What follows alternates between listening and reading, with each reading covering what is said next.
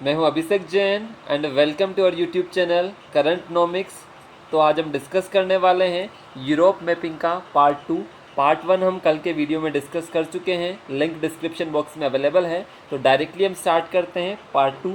ठीक है, तो अब देखो यहाँ पर हम डायरेक्टली क्वेश्चन से स्टार्ट करेंगे। Question number 1, consider the following, निम्नलिखित कथनों पर विचार कीजिए। मैंने यहाँ पर आपको 5 सी की यहाँ पर आपको लिस्ट दी है। First is Aegean Sea, second one is Adriatic Sea, third one is Ionian Sea, fourth one is Caspian Sea and fifth one is Black Sea. आपसे क्या क्वेश्चन पूछा गया है? Which of the following seas do not surround the country of Italy, निम्नलिखित में से कौन सा समुद्र इटली के साथ सीमा नहीं बनाता है या इटली को घेरता नहीं है। ऑप्शंस आपको अवेलेबल है, मैप आपको सामने अवेलेबल है। दिस वन इज़ इटली, आपको यहाँ पर देखने को मिलेगा कौन कौन से सीज इटली के सराउंड एरिया में आपको मिलेंगे। आपको कमेंट बॉक्स में आंसर करना है, ज़्यादा से ज़्यादा लोगों को आंसर करना है। कल वाले आंसर्स हमने हमारे कमेंट बॉक्स में प्रोवाइड करवा दिए हैं। ठीक है, नेक्स्ट क्वेश्चन आप देखोगे, ये भी काफ़ी महत्वपूर्ण क्वेश्चन है। Which of the following countries of the Europe border the Black Sea, निम्नलिखित में से कौन से यूरोपीय देश काला सागर के साथ सीमा बनाते हैं?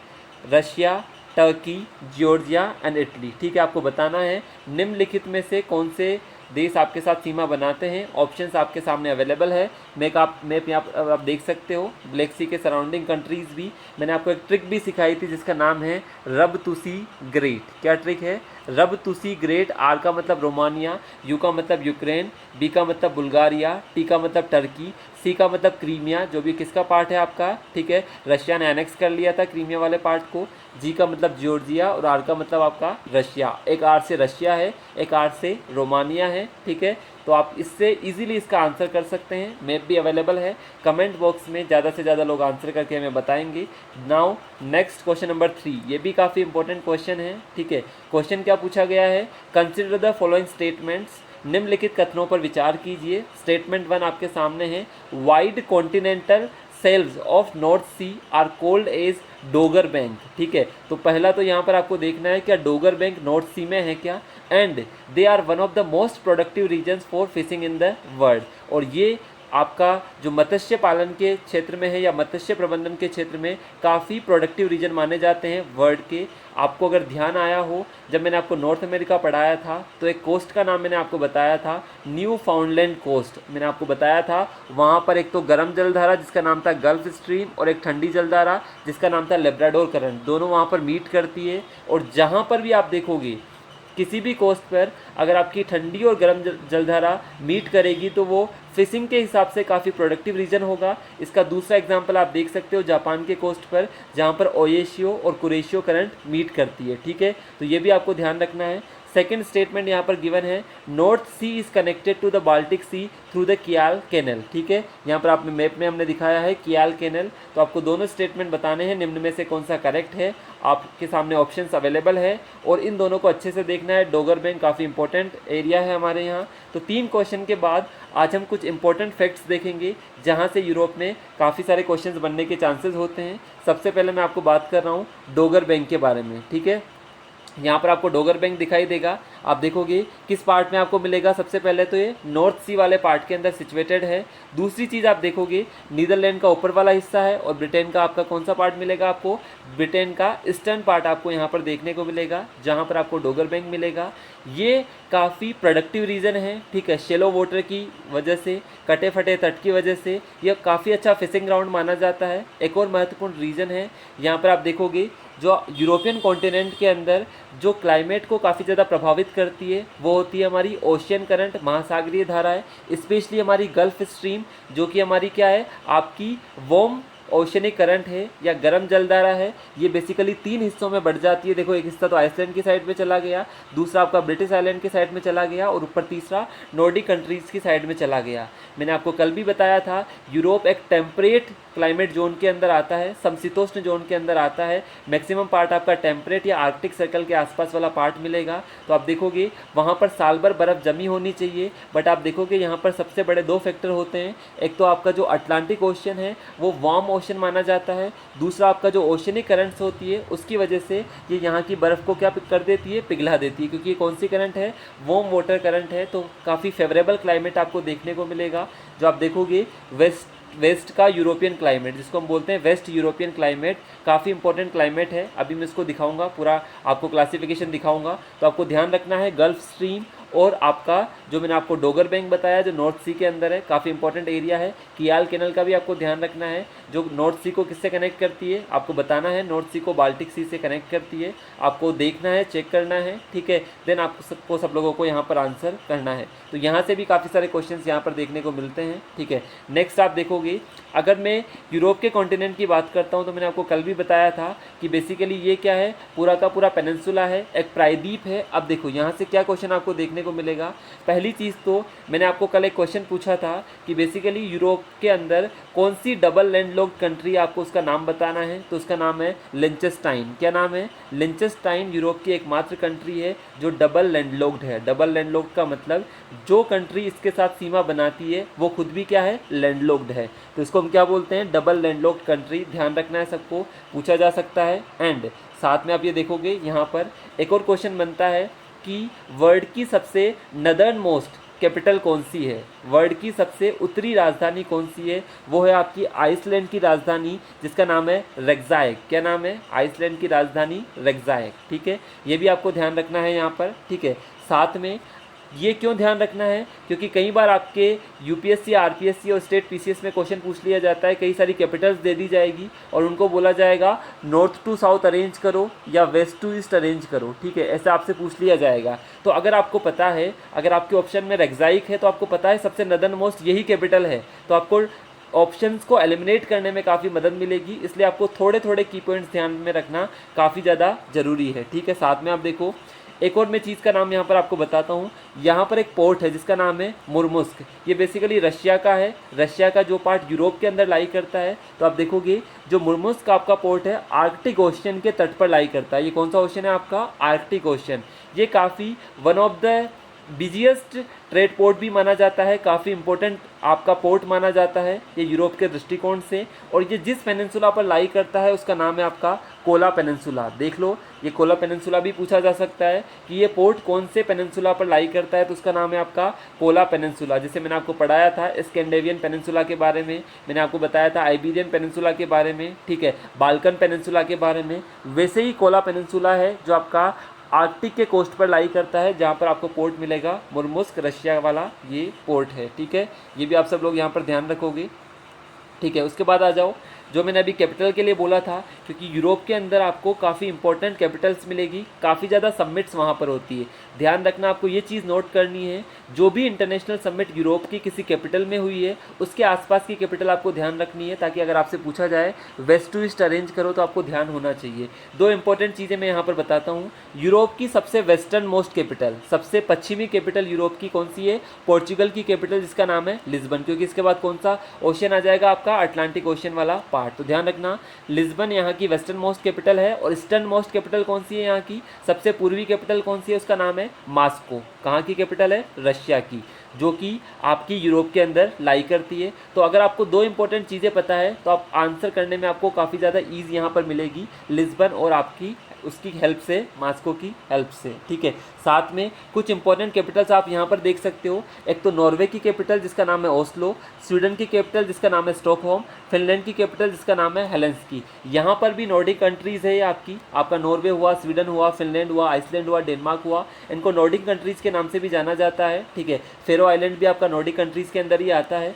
तो यहाँ पर पूछ लिया जाता है, क्योंकि ये जो इंपॉर्टेंट कैपिटल्स है, काफ़ी वेल नोन कैपिटल्स है, पूछ लिया जाएगा वेस्ट टू ईस्ट अरेंज करो। तो आपको ध्यान होना चाहिए, सबसे वेस्ट में नॉर्वे है, देन स्वीडन है, देन फिनलैंड के बाद किसका पार्ट आ जाएगा? आपका रशिया वाला पार्ट आपको यहाँ पर देखने को मिलेगा। तो ये चीज़ आपको यहाँ पर बिल्कुल क्लियर होनी चाहिए। मैंने आपको कल आर्कटिक सर्कल के बारे में बताया था, जो आपका नॉर्वे, स्वीडन, फिनलैंड और रशिया से पास करता है। नेक्स्ट चीज़ आप देखोगे, मैंने आपसे कल एक क्वेश्चन पूछा था, मैंने आपको बोला था लो लैंड कंट्रीज़ के बारे में। तो ध्यान रखना, यहाँ पर 3 लो लैंड कंट्रीज़ मानी जाती है, या जिनको लो कंट्रीज़ भी बोला जाता है। One is Belgium, another is Netherland and third is Luxembourg. आप देखोगे तीनों समुद्र के तट पर है, लग्जमबर्ग भी आप देखोगे, आप बेल्जियम भी आप देखोगे और नीदरलैंड भी आप देखोगे। आप देखोगे यहाँ पर एग्रीकल्चर के लिए प्रोडक्टिव ग्राउंड्स नहीं थे, तो इन लोगों ने क्या किया, बेसिकली समुद्र का जो पार्ट है, थोड़ा सा समुद्र के पार्ट के ये अंदर गए, ठीक है, और यहाँ पर इन्होंने क्या बना दी, बड़ी सी एक वॉल बना दी, एक बड़ी सी दीवार यहाँ पर खड़ी कर दी। तो ये जो पानी यहाँ पर यहाँ जो रीजन यहाँ पर खाली हुआ,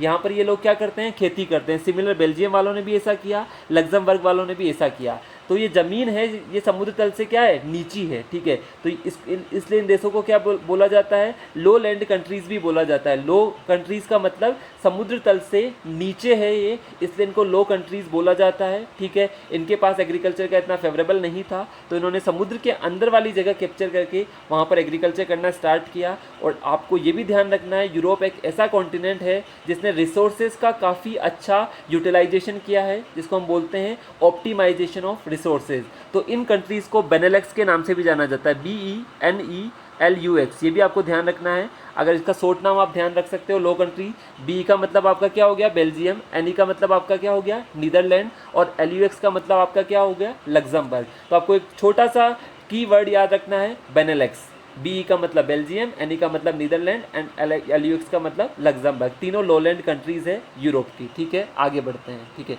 अब देखो, मैंने आपसे कल ये भी क्वेश्चन पूछा था, ठीक है, डोवर स्ट्रेट के बारे में या डोवर जलसंधि के बारे में। सारी जलसंधियाँ मैंने सेपरेटली कवर कर दी है, तो आप मेरा वीडियो देख सकते हैं, जहाँ पर आपको सारी चीज़ें कवर हो जाएगी। यहाँ पर आप देखोगे डोवर जलसंधि है, ये भी आपका one of the important trade route माना जाता है। काफ़ी सकड़ा पार्ट है आपका ये इंग्लिश चैनल को किससे कनेक्ट करता है, नॉर्थ सी को। और आज मैंने आपसे पूछा था नॉर्थ सी को बाल्टिक सी से कनेक्ट करने के लिए कियाल कैनल के बारे में, तो उसका भी आपको आंसर यहाँ पर करना है, ठीक है। ये भी आपको ध्यान रहना चाहिए। और मैंने आपसे ये भी पूछा था इंग्लिश चैनल किसके किसके बीच में है, तो इसका भी आंसर आप दे सकते हैं, क्योंकि ये पूरा का पूरा जो पेनिनसुला है वो किसका पेनिनसुला है, आपका आइबेरियन पेनिनसुला, जहाँ पर आपको पोर्चुगल और स्पेन मिलेगा, ठीक है। तो पेनिनसुला की फॉर्म में भी आप पूरे के पूरे यूरोप को मेमोराइज कर सकते हैं, ठीक है। नेक्स्ट आ जाइए आप, नॉर्थ सी का डोगर बैंक मैंने आपको समझा दिया, ठीक है। अब यहाँ पर कुछ पोर्ट्स भी काफ़ी ज़्यादा इंपॉर्टेंट है यहाँ पर, जैसे कि रोटरडम यूरोप का सबसे बिजिएस्ट पोर्ट, सबसे व्यस्तम पोर्ट माना जाता है। रोटरडम हुआ, उसके बाद आप देखोगे एम्स्टर्डम वाला पार्ट हुआ, हैम्बर्ग जो जर्मनी वाला पार्ट हुआ। तो ये काफ़ी इंपॉर्टेंट पोर्ट्स है। आपसे क्वेश्चन पूछा जा सकता है, which of the following ports lies in Europe. आपको 3-4 ऑप्शन दिए जा सकते हैं, तो आपको याद रखना है हम्बर्ग वाला पार्ट, रोटरडम वाला पार्ट और एम्स्टर्डम वाला पार्ट काफ़ी इंपॉर्टेंट पोर्ट है यूरोप के, ठीक है। उसके बाद हम आगे बढ़ते हैं। देखो यहाँ पर कुछ और इंपॉर्टेंट चीज़ें मैं आपके सामने लेकर आया हूँ, जो मैंने आपसे कल पूछा था, कुछ इंपॉर्टेंट सिटीज़ के बारे में, ठीक है। यूरोप की मैं बात कर रहा हूँ। यहाँ पर मैंने आपको बोला था वेटिकन सिटी पूरे वर्ल्ड की सबसे जो स्मॉल कंट्री है उसको हम क्या बोलते हैं, वेटिकन सिटी। लगभग 800 के आसपास यहाँ की पॉपुलेशन है। उसके अलावा सैन मरीनो, ये भी एक काफ़ी छोटी कंट्री है। मोनेको दूसरी वर्ल्ड की सबसे स्मॉलेस्ट कंट्री है, सबसे छोटी वेटिकन सिटी है।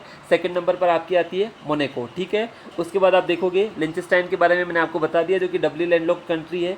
माल्टा क्या है, बेसिकली ये भी यूरोप का पार्ट है, लेकिन ये क्या है, आइलैंड है, जो कहाँ पर लाई करता है, आपका मेडिटेरियन सी के अंदर। ये आप देखोगे एक एंडोरा कंट्री भी आपको यहाँ पर देखने को मिलेगी। दिस वन इज़ फ्रांस वाला पार्ट और स्पेन वाला पार्ट, दोनों की बॉर्डर पर ये लाई करती है। एक और चीज़ ध्यान रखना, फ्रांस यूरोप का एरिया वाइज सबसे बड़ी कंट्री है। ध्यान रखना, जो फ्रांस है एरिया वाइज यूरोप की सबसे बड़ी कंट्री माना जाता है। इस चीज़ से भी आपको एक और मदद मिलेगी, जब अभी मैं आपको माउंटेन्स याद करवाऊंगा, तो फ्रांस की सहायता से आप काफ़ी इजीली माउंटेन्स को भी मेमोराइज कर पाएंगे, ठीक है। यहाँ तक क्लियर होगा सब लोगों को। नेक्स्ट, अब देखो यहाँ पर मैं बात करता हूँ, पहले आप पेनिनसुलास को देख लीजिए।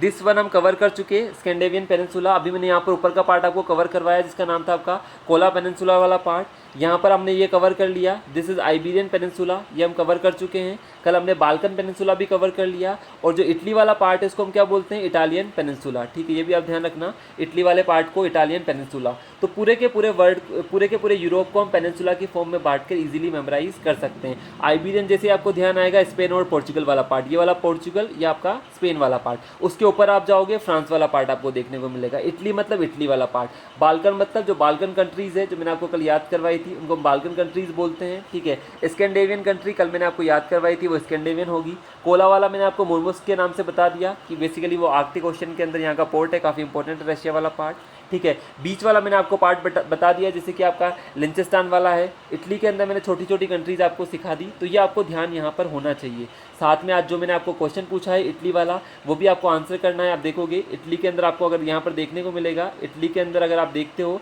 तो इटली के एक साइड में आपको एड्रियाटिक सी देखने को मिलेगा, आपको इस साइड में टिरेनियन सी देखने को मिलेगा, नीचे आपको आयोनियन सी देखने को मिलेगा, ठीक है, और ऊपर की साइड में आपको लिंगुरियन सी देखने को मिलेगा। ध्यान रखना, कैस्पियन सी, ब्लैक सी इटली से यहाँ पर लेना देना नहीं है, ठीक है, क्योंकि ब्लैक सी आपका यहाँ पर है, देन आपका छोटा सा सी ऑफ मरमरा आएगा, देन आपका एजेंसी वाला पार्ट आएगा, ठीक है। तो ये आपको ध्यान रखना है, ब्लैक सी और कैस्पियन सी इटली के आसपास नहीं है, तो मतलब इटली से सराउंड नहीं होते हैं, ये भी आपको ध्यान रखना है, ठीक है। और मैंने आपको सारी की सारी स्ट्रेट्स भी याद करवाई थी, एक ट्रिक बताई थी मैंने आपको कि ब्लैक सी से जब हम एजेंसी में आते हैं तो कौन कौन सी जल संधियों से हम पास होते हैं, तो वो वीडियो जरूर देखिएगा ताकि आपको सारा की सारी चीज़ें लिंकअप होकर मेमोराइज यहाँ पर हो जाएगी। लिंक हम डिस्क्रिप्शन बॉक्स में अवेलेबल करवा देंगे। अब देखो, अब हम बात करते हैं यूरोप के कुछ माउंटेन्स के बारे में। इंपॉर्टेंट माउंटेन्स और इम्पोर्टेंट रिवर्स जो यूरोप की है उनको हम लर्न यहाँ पर करते हैं। कैसे लर्न करेंगे, देखो हम वन बाय वन चलते हैं। पहले हम बात करते हैं आइबेरियन पेनिनसुला की, जो मैंने आपको याद करवाया, ठीक है।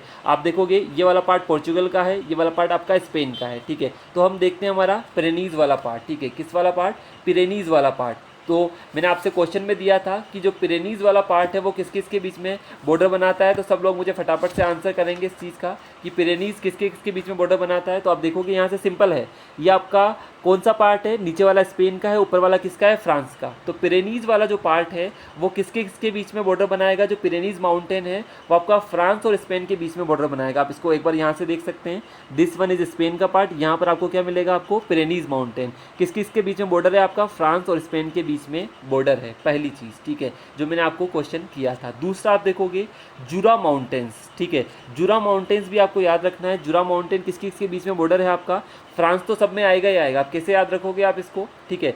जो मैं आपको 4 माउंटेन रीजन्स याद करवा रहा हूँ वहाँ पर आपको फ्रांस आना ही आना है। पहला मैंने पिरेनीज याद करवाया, उसमें भी एक पार्टी तो क्या रहेगी, फ्रांस, दूसरी पार्टी क्या हो गई, इबेरियन पेनिनसुला वाली स्पेन। दूसरा याद करवा रहा हूँ जुरा माउंटेन, ये देखोगे आप स्विट्जरलैंड वाला पार्ट छोटा सा, ये आपने दिख रहा होगा, स्विट्जरलैंड की राजधानी भी है यहाँ पर बर्न, ठीक है। तो ये स्विट्जरलैंड का जो पार्ट है, तो फ्रांस और स्विट्जरलैंड के बीच में जो बॉर्डर बनती है उसको हम बोलते हैं जुरा माउंटेन्स। क्या माउंटेन्स का नाम देते हैं उसका, जुरा माउंटेन्स। तो 2 माउंटेन आपको याद हो गए, फ्रांस का स्पेन के बीच में और फ्रांस का आपका स्विट्जरलैंड के बीच में। जूस से भी आप याद रख सकते हो, जुरा से, मतलब जुरा में आपका फ्रांस तो रहेगा ही रहेगा, से आपका क्या रहेगा, स्विट्जरलैंड, ऐसे भी आप इसको याद रख सकते हो। तीसरा मैं आपको यहाँ पर बता देता हूँ, जो हमने देखा था एक वोज्जेस माउंटेन, ठीक है, जो आपका वोज्जेस माउंटेन होगा, ठीक है, वो भी सिंपल याद रह जाएगा आपको। देखो VOSGES, इसमें इसका नाम आ रहा है, फ्रांस तो रहेगा रहेगा, जी का मतलब आपका क्या हो जाएगा, जर्मनी। तो जो फ्रांस और जर्मनी के बीच में बॉर्डर बनाएगा उसको हम क्या बोलेंगे, वोज्जेस माउंटेन, ठीक है। आप यहाँ पर देखोगे पिरेनीज मैंने आपको समझाया, यहाँ पर छोटा सा आपको मैंने समझाया, जो आपका कौन सा वाला पार्ट होगा, आपका जुरा माउंटेन होगा फ्रांस और स्विट्जरलैंड के बीच में, और फ्रांस और जर्मनी के बीच में आपका क्या हो जाएगा, वोज्जेस, VOSGES। तो जी से आप क्या याद रख लोगे, जर्मनी। अब आते हैं हम आल्प्स माउंटेन सिस्टम पर। अब देखोगे आल्प्स माउंटेन सिस्टम को मैंने आपको ऑप्शन में दिया था फ्रांस और इटली, यही दिया था मैंने आपको ऑप्शन में, लेकिन आप देखोगे यहाँ पर मैक्सिमम पार्ट इन दोनों कंट्रीज़ में लाई करेगा, लेकिन उसके अलावा जो आपका आल्प्स माउंटेन है वो आपका लगभग 8 कंट्रीज़ के अंदर फैला हुआ है। कितनी कंट्रीज़ के अंदर, 8 कंट्रीज़ के अंदर फैला हुआ है। लेकिन जो मेजर बॉर्डर वाला काम करता है ये फ्रांस और इटली के बीच में बॉर्डर का भी काम आपको देखने को मिलेगा। आप यहाँ पर देखिए एक बार, दिस वन इज आपका ये फ्रांस का पार्ट है, तो ये यहाँ से फैलता हुआ चलेगा। तो आप देखोगे फ्रांस और इटली के बीच का जो बॉर्डर भी यही माउंटेन आपके लिए बनाएगा। तो अगर आपसे ऑप्शन में दिया जाता है क्या आल्प्स माउंटेन फ्रांस और इटली के बीच की बॉर्डर बनाता है, आप बोलोगे जी हाँ ये बनाता है।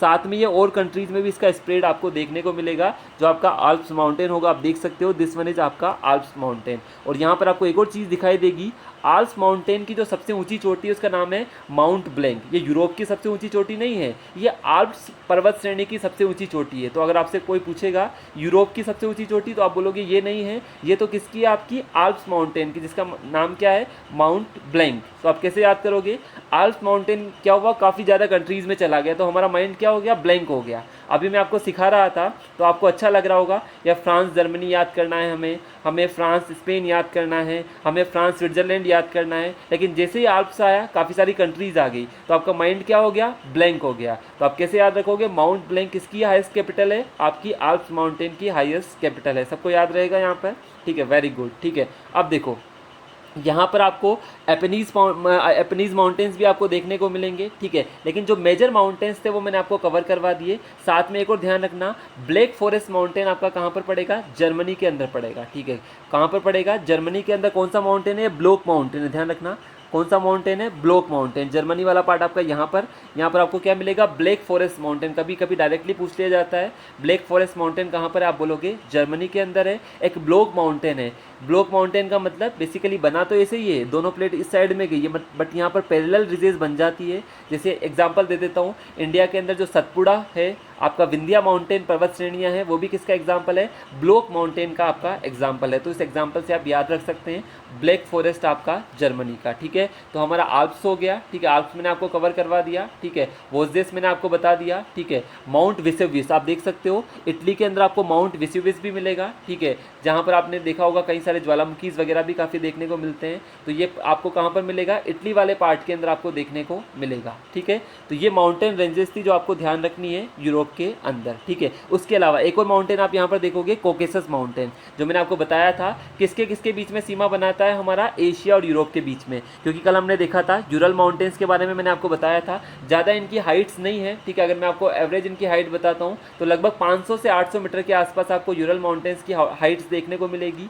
और आपका जो कोकेसस माउंटेन होगा, ये आपका जो रीजन लाई करेगा जॉर्जिया और अजरबैजान वाले पार्ट के अंदर लाई करेगा, जो आपको किसको अलग करता है, आपका यूरोप और एशिया वाले पार्ट को। तो यूरल माउंटेन भी अलग करता है, कैस्पियन सी भी अलग करता है, और आपका कोकेसस वाला माउंटेन भी यहाँ पर अलग करता है। तो ये भी आपको यहाँ पर ध्यान रखना है, जो आपका यूरल माउंटेन है और आपका कोकेसस माउंटेन है, ठीक है। तो ये भी आपको यहाँ पर बिल्कुल ध्यान होना चाहिए। एक और चीज़ ध्यान रखना, जो कोकेसस माउंटेन है, ये चीज़ इंपॉर्टेंट है, कोकेसस जो यूरोप की सबसे हाईएस्ट पीक है जिसका नाम है माउंट एल्ब्रूस।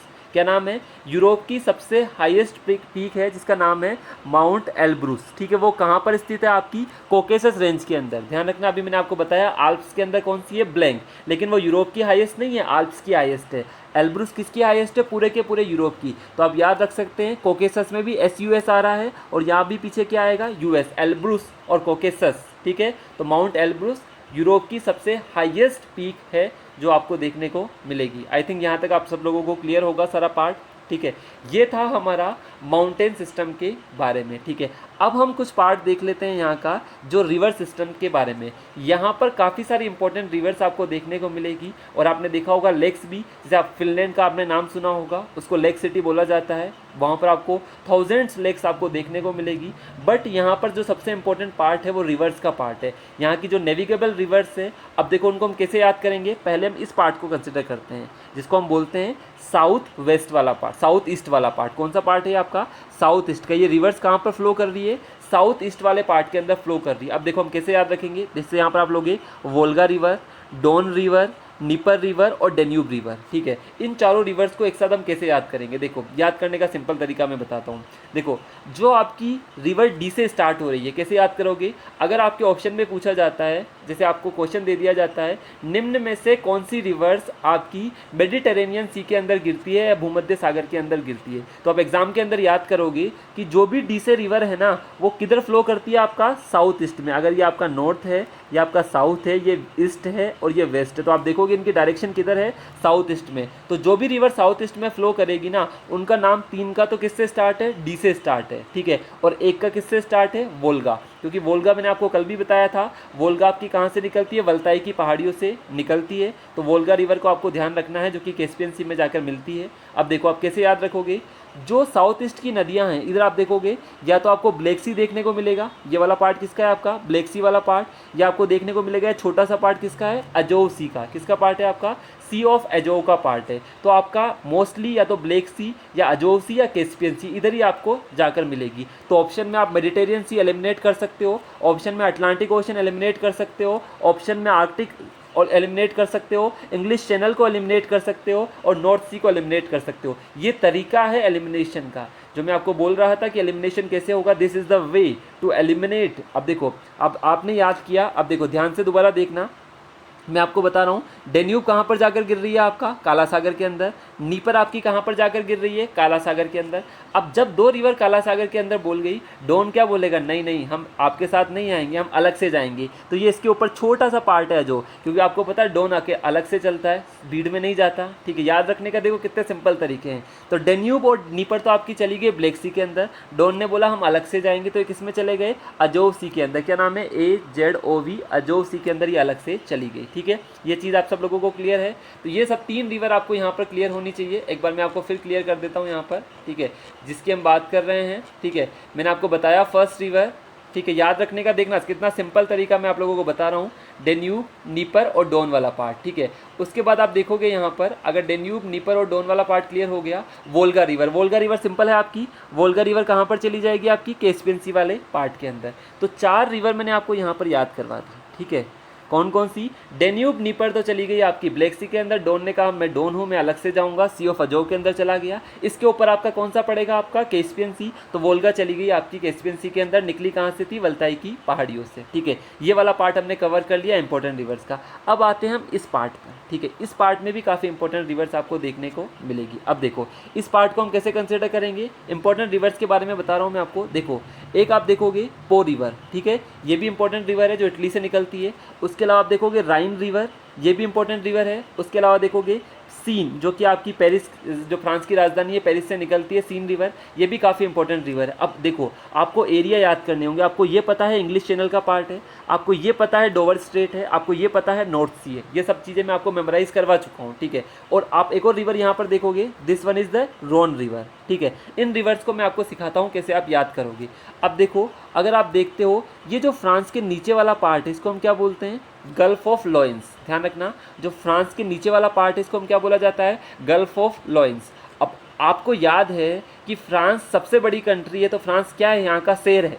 कैसे याद रखोगे, यूरोप का शेर कौन हुआ आपका, फ्रांस, क्योंकि फ्रांस एरिया वाइज सबसे बड़ी कंट्री है। तो उसके नीचे की जो गल्फ आएगी उसको हम क्या बोलेंगे, गल्फ ऑफ लॉयंस, ठीक है। तो अगर आपसे पूछा जाएगा गल्फ ऑफ लॉयंस के बारे में, तो फ्रांस का नीचे वाला पार्ट आपको देखने को मिलेगा। तो रोन रिवर तो आपकी कहाँ चली जाएगी, आपकी गल्फ ऑफ लॉयंस के अंदर, ठीक है। एक बार अगर आपको मैप देखना हो तो मैं मैप दिखा देता हूँ यहाँ से।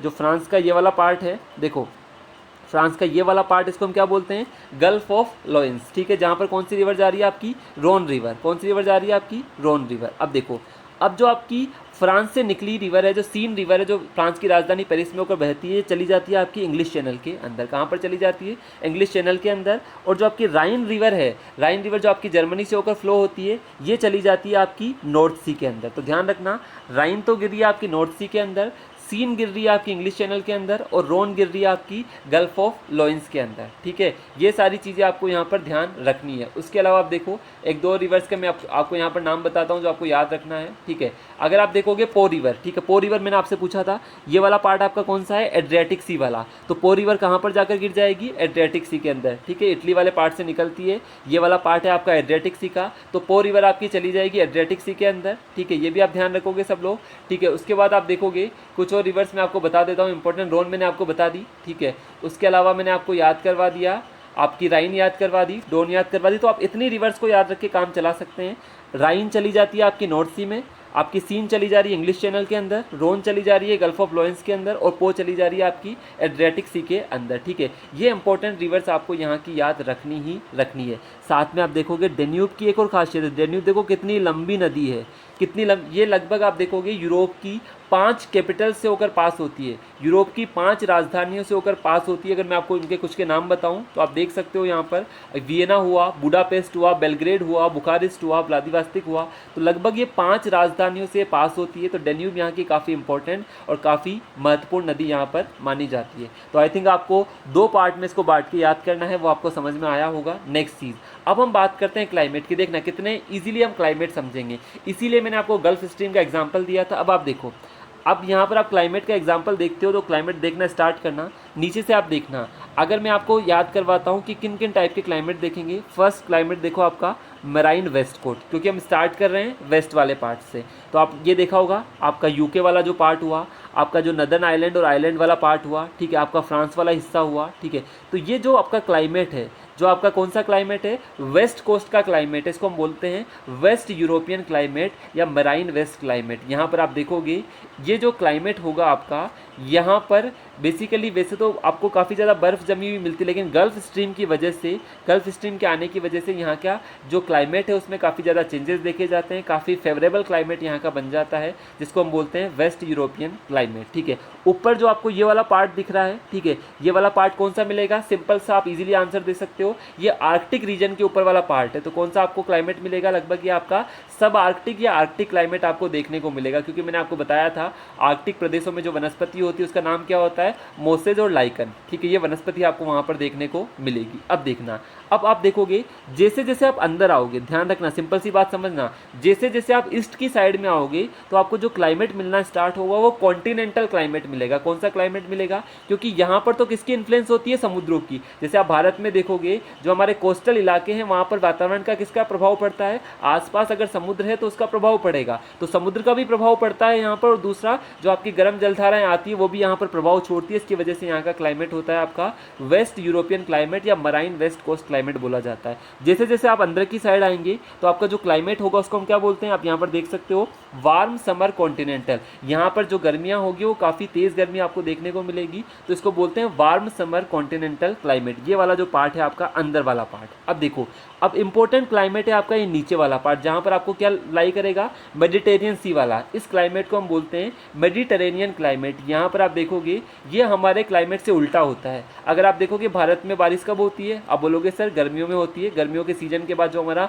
जून जुलाई से बारिश होना स्टार्ट हो जाती है, लेकिन मेडिटेरियन क्लाइमेट के अंदर बारिश होती है आपकी सर्दियों के अंदर। ठीक है, और ये मेडिटेरियन क्लाइमेट आपका ग्रेप्स कल्टिवेशन के लिए, ऑरेंज कल्टिवेशन के लिए काफ़ी ज़्यादा, साथ में वाइन कल्टिवेशन के लिए काफ़ी ज़्यादा फेमस है आपका मेडिटेरेनियन सी वाला क्लाइमेट। तो आपको ये भी ध्यान रखना है, इसको हम बोलते हैं आपका, देख सकते हो यहाँ पर नीचे वाला जो क्लाइमेट है वो मेडिटेरेनियन क्लाइमेट मिल जाता है। इधर अंदर वाला थोड़ा सा पार्ट आपको रशिया का जो डेजर्ट वाला पार्ट आपको देखने को मिलेगा, और बीच में जो ये वाला रीजन है, ये कौन सा रीजन है आपका, स्टेपी रीजन। स्टेपी रीजन अपन ने सब जगह पढ़ा है। ठीक है, यहाँ पर ग्रासलैंड्स मिलेंगे, लेकिन यहाँ पर ग्रासलैंड्स क्या होंगे, इनकी हाइट इतनी ज़्यादा नहीं होगी, क्योंकि ये कौन से रीजन में है, टेम्परेट रीजन के अंदर लाई करते हैं। ठीक है, तो इनकी हाइट इतनी ज़्यादा नहीं होगी, जैसे अपन ने देखा था अफ्रीका के अंदर भी देखा था, साउथ अमेरिका, नॉर्थ अमेरिका, सबके अंदर अपन ने स्टेपी वाला पार्ट देखा था। तो ये वाला जो पार्ट है वो आपका स्टेपी क्लाइमेट देखने को मिलेगा। तो आप कैसे याद रखोगे, वेस्ट के अंदर किसकी वजह से वहाँ पर वेस्ट यूरोपियन क्लाइमेट है, गर्म जलधारा और ओशियन। अंदर आएंगे आपका क्लाइमेट कॉन्टिनेंटल टाइप का क्लाइमेट होगा, गर्मी वहाँ पर ज़्यादा बढ़ना स्टार्ट हो जाएगी।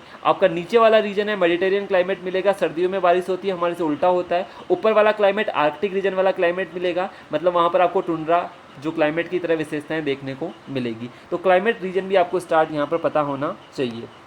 बारिश का आप देख सकते हो कि आपको कितनी कितनी बारिश आपको यहाँ पर देखने को मिलेगी, ये भी चीज़ आपको यहाँ पर बिल्कुल क्लियर होनी चाहिए। ठीक है, उसके अलावा आप देखोगे जो मैंने आपको बताया था, जो ऊपर वाला क्लाइमेट है आपको, ये वाला क्लाइमेट, ये कौन सा क्लाइमेट है आपका, टुंड्रा क्लाइमेट। क्या बोलोगे इसको आप, टुंड्रा क्लाइमेट आपको बोल सकते हो। ठीक है, उसके अलावा आप देखोगे ये वाला जो नीचे वाला पार्ट है यहाँ पर, जहाँ पर आपको माउंटेन वाले पार्ट मिलेंगे तो माउंटेन वेजिटेशन हो जाएगा। ठीक है, बीच वाला कुछ पार्ट आपका ये मिक्स डेसिडियस क्लाइमेट हो जाएगा आपका, यहाँ पर कौन सी टाइप की वनस्पतियाँ होगी।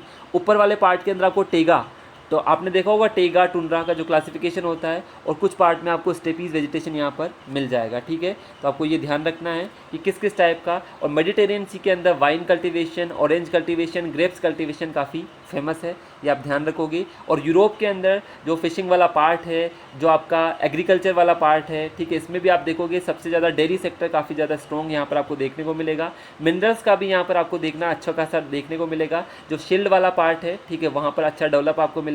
साथ में यहाँ पर इंडस्ट्रियलाइजेशन काफ़ी अच्छा हुआ था, तो आपका मशीनरी वाला पार्ट, ऑटोमोबाइल वाला पार्ट, सिर्फ बिल्डिंग वाला पार्ट, टेक्सटाइल वाला पार्ट, केमिकल इंडस्ट्री काफ़ी अच्छे से यहाँ पर डेवलप है। ठीक है, तो उसके अलावा जो मिनरल्स यहाँ पर मिलते हैं उसका क्लासिफिकेशन भी आप देख सकते हो, कोल, कॉपर, मैग्नीज, आयरन और बॉक्साइड, नेचुरल गैस और पेट्रोलियम। ठीक है, ये भी काफ़ी फेमस है, स्पेशली जो नॉर्थ सी वाला पार्ट है वहाँ पर आपको नेचुरल गैस और पेट्रोलियम के भी रिजर्व आपको देखने को मिलेंगे। ठीक है, तो आई थिंक मैंने बेस्ट वे में आपको पूरा का पूरा यूरोप यहाँ पर कवर करवा दिया है। ठीक है, थैंक यू वेरी मच। अपने सब